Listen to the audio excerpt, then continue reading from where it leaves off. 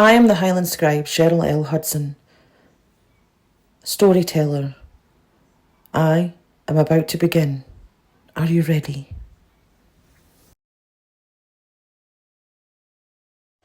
I am the Highland scribe, scribe to the stones, to the winds, to the bloodlines that walk unseen. Come closer, closer still. You see, the fire's warm, but this tale tonight, this tale runs wild. Now, this tale is called Through the Horse's Ears. It is the tale of Robert Stewart. Now, it has been said that you can see into the other world if you look through an animal's ears. You know, that between flesh and fur, where bones curve and the breath of a beast carries soul. You can glimpse what lies just beyond the veil. Now, Robert Stewart, well, he had never looked, and it was the autumn of 1934, and the air smelt of burning leaves and cold iron. The nights came quicker then and were colder, and on one of those creeping evenings, Robert was riding home from the village of Dalach, wrapped in his oilskin coat and the weariness of a long day's work. The horse was new, a cob named Brannock, thick-legged and black as pitch, with a white blaze on his nose and eyes like dark glass, always watching. Oh, he was a big creature, but couthy, powerful. See, you could trust Bannock nae to spook, or so Robert thought. The sun was nearly gone, and bleeding orange and bruised violets across the tree line, as Robert reached the stretch of road that folks called the Devil's Mile. Old country, hollow earth, winding oaks curling like claws, and everyone in the glen had a story.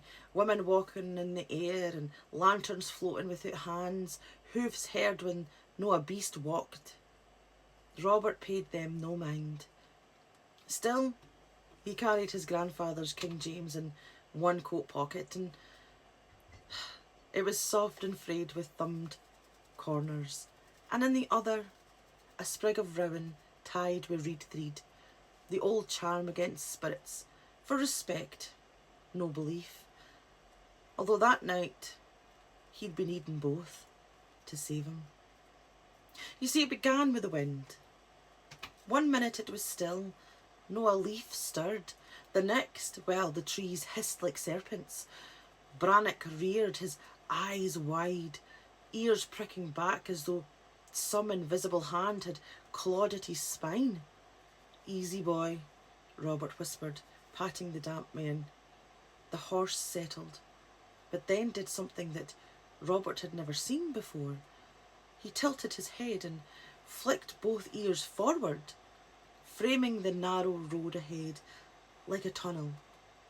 And Robert, in a moment of impulse or fate, well, he leaned down, just enough to look through. The world changed. The road was still there, but it was rotting, like time had somehow collapsed. Trees were stripped of their bark and writhing in a windless sky of red fog. Crows, or things like them, hung upside down for the branches, twisting and twitching as if dreaming. The earth bled. It bled sound, a thrumming noise, like a moan passed through the bone, and like souls, as if it was a sermon in hell. Shapes moved, too tall, too thin. Their faces turned sideways, as if necks were snapped or they had no front. Their eyes, 1,000 tiny black mouths. Robert pulled back with a gasp. Brannock bolted. The cob thundered down the road like the devil's whip was at his heel. But the forest had shifted.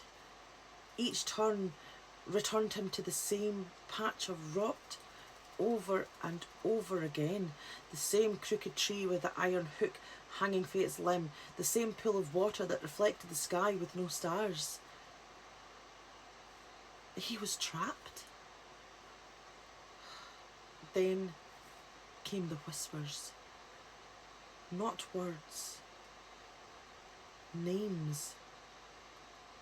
In his mother's voice. His brotherhood passed. He could hear him, Jamie, calling for the thorns. Come see me, Robbie. Just for a minute. I've been so lonely.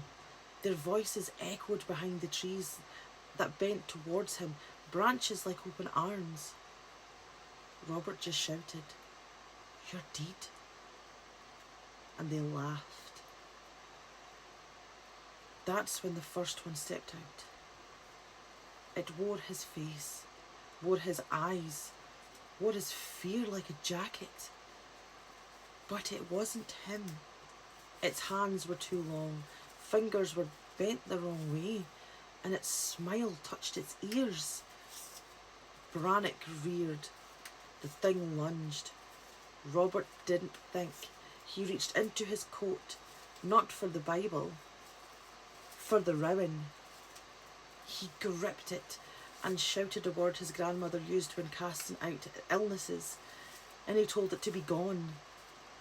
The thing screeched, a high, glass-breaking shriek, and the world stuttered. Like a film reel tearing in the projector. He was back on the road. The real road.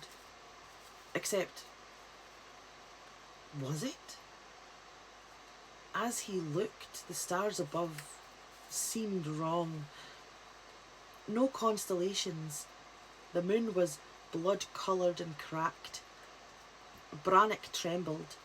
His breath steam. His ears were flat. Robert held the Bible now. Fingers were white he was holding on so tightly. He whispered verses, and he couldn't even remember which ones. Yea, though I walk through the valley, and the road ahead opened. But not from nature. A circle of fireflies appeared. No, not fireflies. Eyes glowing red, blinking in unison. And they formed a gate. Brannock wouldn't move, and the whispers grew louder. "Let me ride," one hissed, right in his ear. Robert was shaken. He took the rowan and tied it tight around the horse's bridle, and then he placed the Bible on Brannock's neck, hand firmly pressed against it. "Take us home," he said. And the cob moved. As they passed through the circle, Robert felt teeth grazing at his legs, cold lips on his skin. He screamed, clutching at the Bible.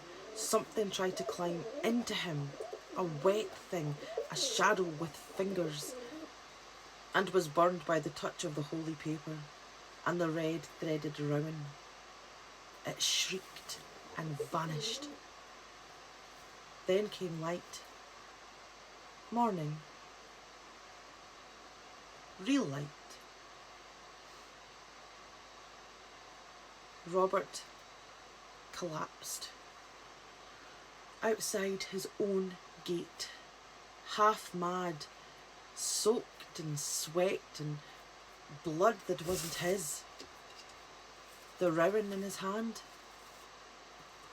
well, it was now blackened. The Bible, his Bible, was burned around the edges, and Brannock was breathing hard. His eyes were wild, but alive. And Robert never ever rode the devil's mile again. He never threw away that Bible. And every year on the same day, he found a ring of red threaded rowan on his doorstep. No note, no footprints, just a whisper on the wind.